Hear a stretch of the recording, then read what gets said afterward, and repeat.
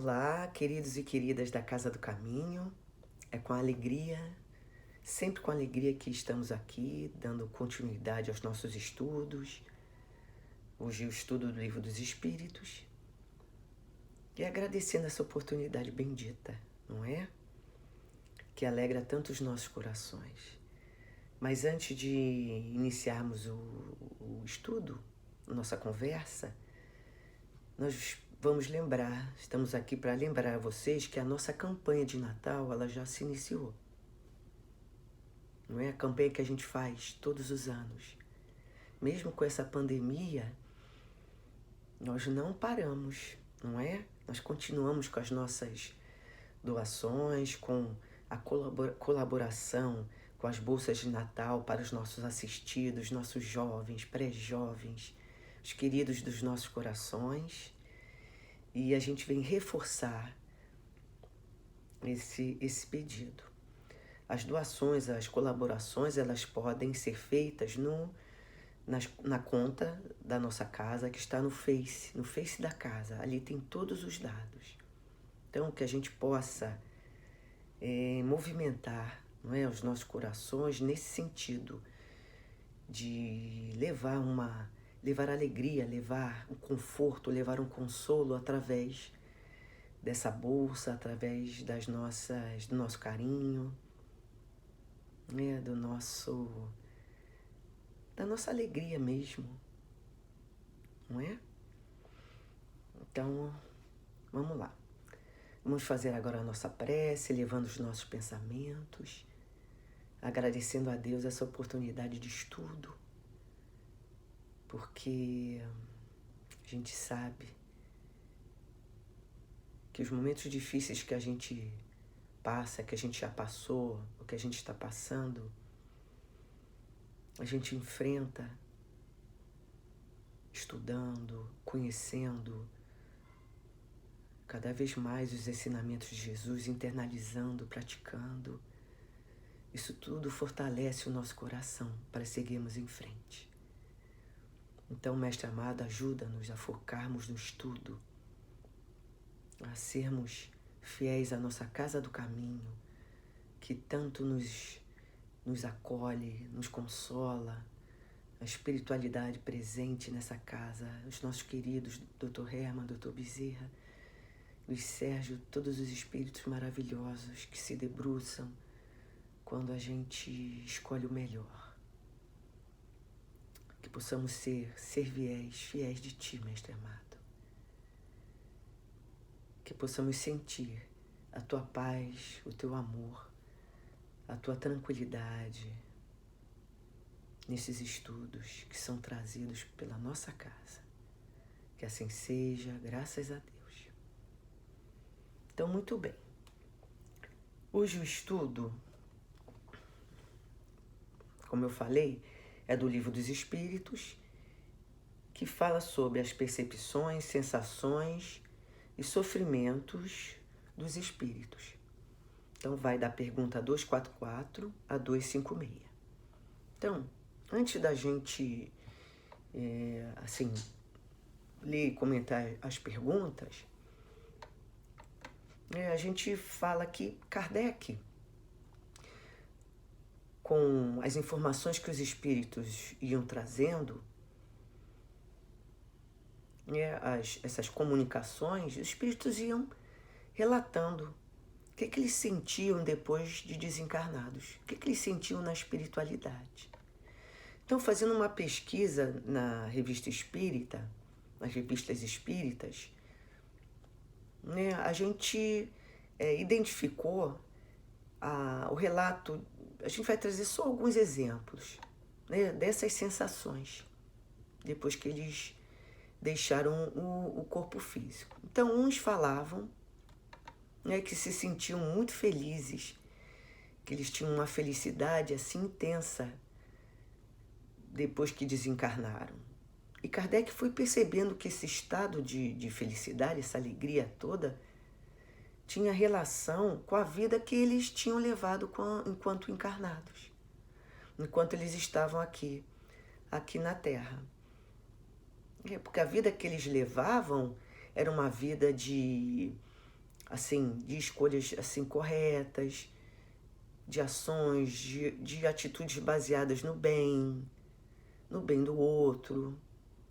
Tudo que a gente aprende no Evangelho, né, de ética, de conduta, que Jesus deixou pra gente, eles faziam. Não é? Não estavam aí para magoar ninguém, não prejudicar ninguém. A gente pode falar assim que era uma conduta baseada numa ética bem desenvolvida. Tá? Um outro exemplo é o exemplo de um espírito chamado Lemer. Né? Ele assassinou, né, uma pessoa. Ele foi então para a guilhotina. E Kardec, quando ele é evocado, Kardec pergunta a ele se ele tinha noção de onde ele estava, dessa nova existência. E ele então respondeu que não. Né, que quando ele desencarnou, ele entrou em um estado de perturbação. E ele viu rolar um objeto, que devia ser a sua cabeça ali no cadafalso. Então, ele, nesse momento do que ele estava na espiritualidade, quando ele desencarnou, quando ele foi guilhotinado, ele estava ali sofrendo de maneira intensa. E ele sentiu um remorso que ele não sabia por quê. E quando a gente vai estudar, a gente sabe que é por causa da culpa, não é, que ele trazia pelos atos que ele tinha cometido. E um outro exemplo, que é o Kardec evoca na Sociedade Espírita de Paris, a rainha Oude, não sei se fala assim, né? E Kardec pergunta a ela também sobre a sensação que ela experimentava quando deixou a vida na Terra. E ela responde, né, que também estava num estado de perturbação, que ela experimentava uma sensação de dor, que ela tinha saudades da vida que ela levava, que ela queria a vida dela de volta, que era uma vida rainha, não é? Uma vida de luxo, né? Onde todos ali estavam sempre servindo a ela. Então, nessa comunicação, Kardec mostra, né, o orgulho como uma das características dessa perturbação, que essa rainha de Oude, ela não conseguiu se libertar depois que desencarnou. Aí a gente vai lendo a história dela. Então, quando ela estava encarnada, ela desprezava totalmente valores espirituais.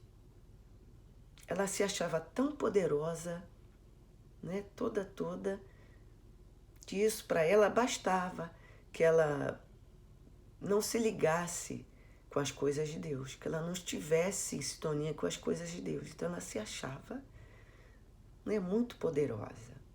Então a gente volta a falar, né? Kardec percebeu que as perturbações pelas quais os espíritos passavam, os sofrimentos, né, a alegria, estavam relacionadas ao modo de viver, de agir, de pensar desses espíritos. Muitos tinham, como a gente falou da rainha, apego às coisas materiais aqui, ainda, né, deixadas no mundo material.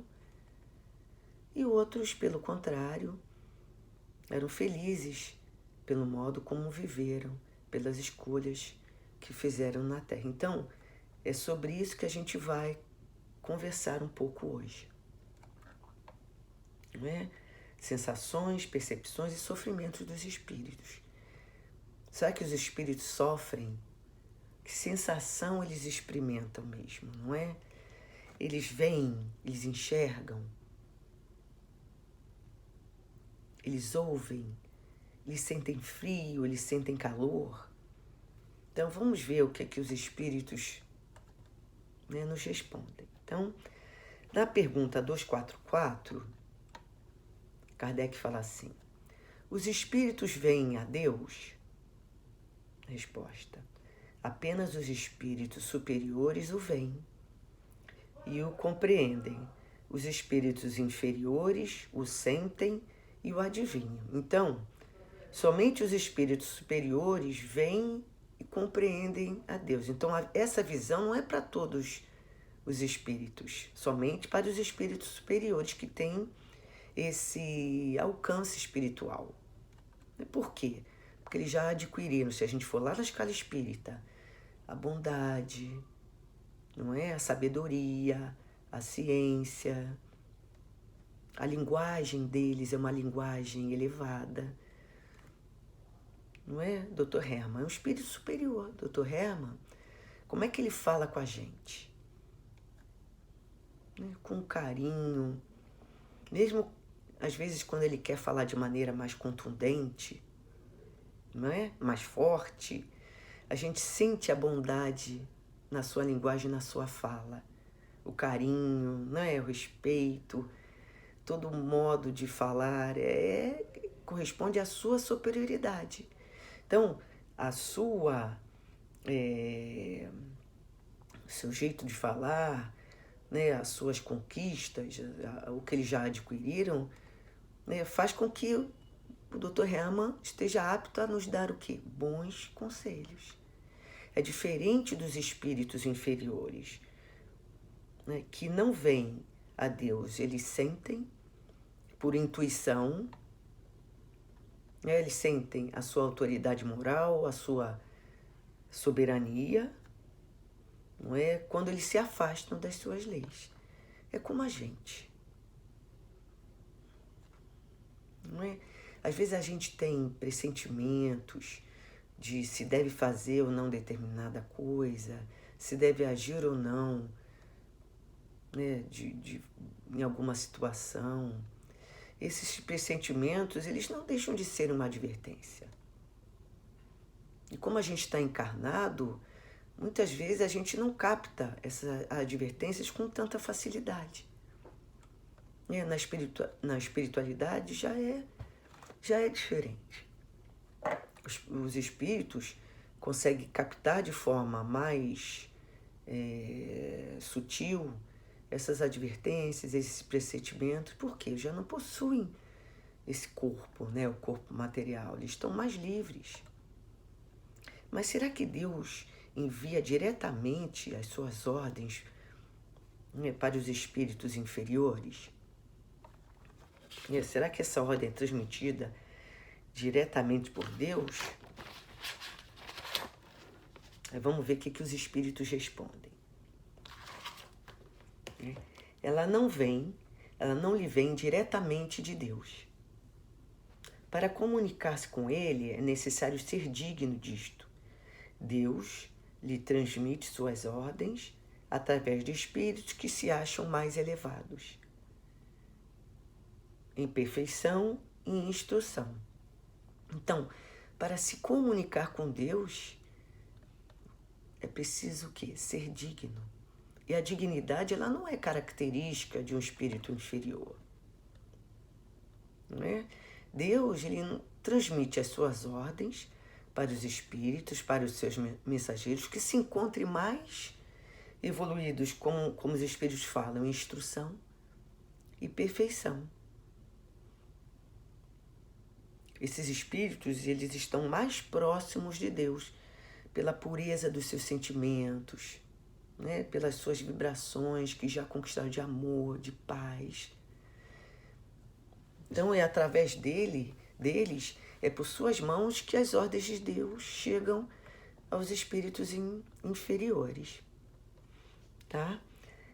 Na outra pergunta, a visão dos espíritos é circunscrita como nos seres corporais?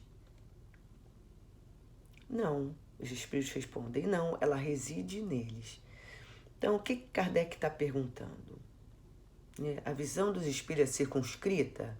A visão dos espíritos ela é limitada, ela é restrita, como a nossa visão?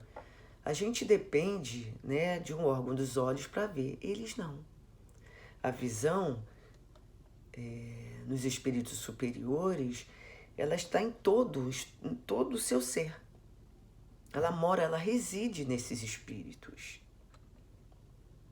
Se a gente for pesquisar, for ver na escala espírita, nos espíritos puros, espíritos de primeira ordem, tudo é luz, né? São corpos iluminados, né? Enquanto que nos espíritos inferiores a visão é muito mais restrita. Às vezes eles perdem até a capacidade de ver.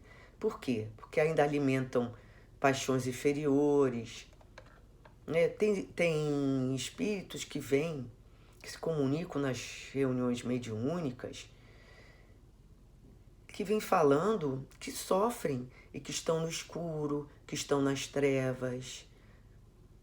Como é que a gente pode entender, né, isso, essa comunicação, esse relato desses espíritos?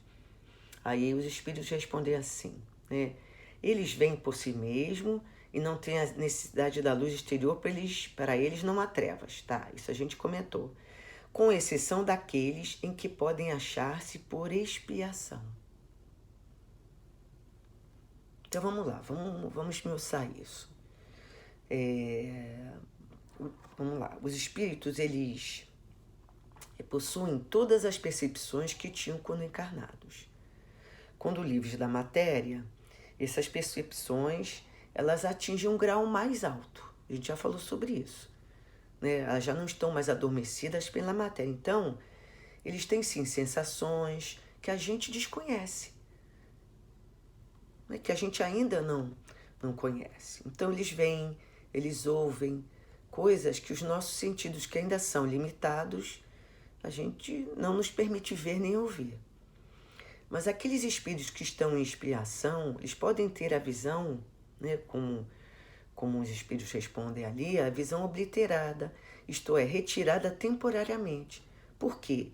Porque estão presos a sentimentos como o remorso, a culpa, o orgulho, o egoísmo, que são os sofrimentos morais. Mas essa perda de visão, ela não é eterna, como a gente sabe. Não é nada é eterno, é temporária. Então, no primeiro movimento de arrependimento, essa situação ela vai aos poucos se transformando, né? Os espíritos necessitam transportar-se para verem dois pontos diferentes. Podem, por exemplo, ver simultaneamente nos dois hemisférios do globo? Aí a resposta. Como o espírito se transporta com a rapidez do pensamento, pode-se dizer que vê ao mesmo tempo em toda parte. Seu pensamento pode irradiar e se dirigir ao mesmo tempo para vários pontos diferentes. Essa faculdade, porém, depende da sua pureza. Quanto menos depurado, tanto mais limitado é sua visão. Apenas os espíritos superiores podem abarcar um conjunto. Então, não existem distâncias, como se pensa na Terra, né, para os espíritos superiores. Eles têm o poder tanto de ver de perto, quanto distâncias que a gente fala assim, imensuráveis. Tá? E essa expansão da sua visão, esse poder que eles têm, eles são controlados pela vontade, pela sua vontade. Né? Como Leon Denis, que é uma das potências da alma. Então, de acordo com o crescimento espiritual do espírito, de acordo com o seu crescimento espiritual, o espírito ele pode se comunicar em muitos lugares diferentes, ao mesmo tempo por vários médios. Não é, por exemplo, o Dr. Herman. Ele traz mensagens na nossa casa, né? Nosso diretor espiritual. Ele traz mensagens na nossa casa do caminho. Mas, ao mesmo tempo, ele pode também pode estar naquele momento, tá levando, outro médium pode estar trazendo também mensagens dele, né, do Dr. Herman, no mesmo momento, tá? Devido à sua superioridade. Então, além das respostas que os espíritos dão a Kardec, ele acrescenta dizendo que, mais embaixo, que a faculdade de ver nos espíritos é uma propriedade inerente à sua natureza e que ela se dilata de acordo com a sua evolução. Então, quanto mais evoluído o espírito, mais ele tem esse alcance, né, de ver, de poder estar em vários lugares ao mesmo tempo. E a gente pensa assim, será que essa faculdade ela começa a se expressar mesmo quando a gente está encarnado? Tudo que a gente vai estudando, a gente vai trazendo para o nosso dia a dia, a gente vai raciocinando, não é? Há pessoas que conseguem dividir o pensamento fazendo duas coisas ao mesmo tempo. Eu não consigo, tá, gente? E com uma facilidade que a gente fala, meu Deus, como é que você pode?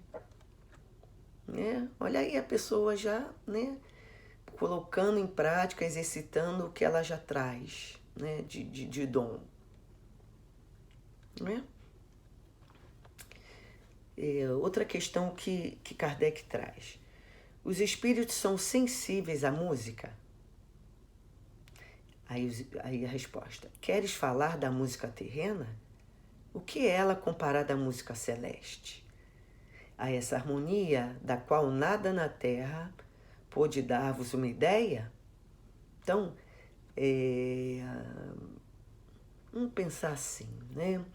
A música aqui na Terra, do nosso planeta, a gente não pode nem comparar. Ela está muito distante da música celestial, que é a música que encanta, que harmoniza, que traz o equilíbrio. A literatura espírita traz a musicalidade, a música na espiritualidade, né? Fala sobre as artes na espiritualidade. Então, por exemplo, se a gente fechar os olhos quando ouvimos as músicas clássicas, né, de Chopin, de Mozart, né, a gente se eleva. Imaginemos as músicas que são tocadas na espiritualidade. Eu não sei qual livro que eu li que falava que nos trabalhos mediúnicos, não sei que determinada colônia, eles tocam, né, a música é tocada, uma música celestial, para que os trabalhadores, né, se sintam felizes, que eles produzam mais, que eles se sintonizem com essas músicas e elevem os seus pensamentos. E com isso o trabalho flui de forma mais suave, mais leve. E é verdade. É através da música que a gente se eleva, que a gente que a gente flutua, não é? Quando a gente ouve aqueles cantos sacros gregorianos, esse tipo de música, ela inspira, harmoniza, a gente se harmoniza com o que a gente está ouvindo. Os nossos sentimentos parece que se equilibram, parece que eles se ligam, né, a sentimentos mais nobres. A gente é inspirado a ter novos pensamentos, de praticarmos coisas boas.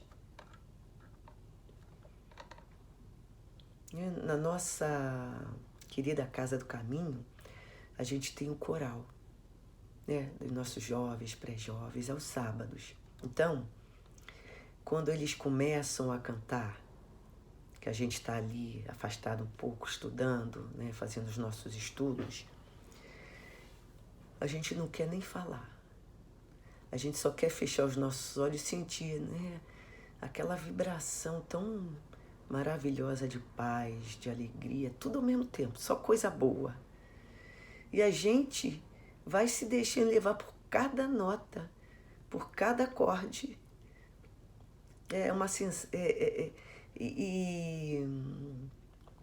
Isso tudo vai fazendo com que a gente queira estudar mais, que a gente queira ter mais vontade de compreender as mensagens, aquele estudo que a gente está fazendo sobre o Evangelho, sobre o livro que ali está sendo estudado. Então, é tudo muito belo, é tudo muito intenso quando a música é elevada. Eu penso, isso é meu, tá? Que ter acesso a esses momentos é essa felicidade que a gente tanto procura. Por isso que a influência da música elevada nos trabalhos mediúnicos é de suma importância, porque modifica o ambiente, né? Trazendo equilíbrio, trazendo harmonia, trazendo a paz. A gente está falando das músicas elevadas. Né? Imagina as músicas celestiais, não é? Então vamos lá, vamos continuar. Se a gente ficar na música, a gente começa a se elevar mesmo, principalmente a música celestial. Na pergunta 256, Kardec fala assim: como então há espíritos que se têm queixado de sofrer frio ou calor? Mas antes da gente responder, antes da gente ler a resposta dos espíritos, a gente traz um depoimento de um espírito que não foi evocado, né, pela Sociedade Espírita de Paris. Né? Esse depoimento está na revista também Espírita, de dezembro de 1858, onde Kardec estava reunido ali com os amigos. De repente, esse espírito ele se manifesta em um dos médios e ele pede, né? Ele pede para ficar ali entre eles, porque ele estava sentindo muito frio. Então ali, naquele momento, era inverno rigoroso, e a lareira estava acesa. Então ele pede para ficar ali durante alguns dias, porque ele sentia muito frio, que isso serviria, que isso era um alívio para ele. E Kardec então pergunta ao São Luís, que era o espírito que estava ali, né, dirigindo, como é que esse espírito podia sentir frio se ele não tinha mais o corpo material? Depois Kardec vem saber que esse espírito era um espírito avarento, um espírito difícil, que não se incomodava que as pessoas passassem frio. E Kardec então fala assim e São Luís fala assim para Kardec: vocês entendem o que são sofrimentos morais? Os sofrimentos morais são o quê? A culpa, o remorso, a vergonha. Mas o frio, o calor, a dor física não são os sofrimentos morais. Aí São Luís fala assim para Kardec: a sua alma sente frio? Aí Kardec responde: não.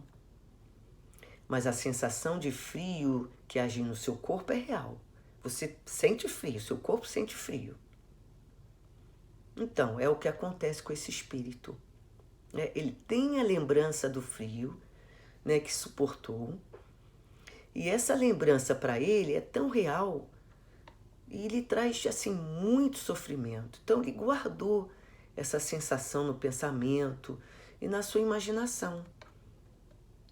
A história da sua vida, como era um homem que só pensava em guardar dinheiro, ele não se preocupou em nenhum momento daquele que passava frio. E quando ele partiu, quando ele foi para a espiritualidade, ele não mudou, de uma hora para outra. Então, os sofrimentos e sensações que ele passava, que ele sentia, eram consequências da maneira como ele viveu aqui na Terra. Então, os sofrimentos, eles dependem, das sensações, dependem da conduta, que a gente tem quando encarnado e cujas consequências a gente vai sofrer ou não. Então, por isso a importância da gente se esforçar para a gente se melhorar moralmente. Não é? É uma luta constante para a gente ser cada vez melhor. Mas a gente tem os nossos estudos, como a gente falou inicialmente. A gente tem a ajuda dos nossos queridos, nossos mentores, da espiritualidade, que não nos deixou sozinhos em momento nenhum. não é? Então a gente vai finalizando esse nosso estudo com alegria, continuamos com alegria no coração. E não percam o estudo da próxima semana, porque vem explicar de forma mais aprofundada sobre o perispírito. Tá? Um beijo no coração de vocês e até breve. Fiquem com Deus. Beijo, queridos do coração.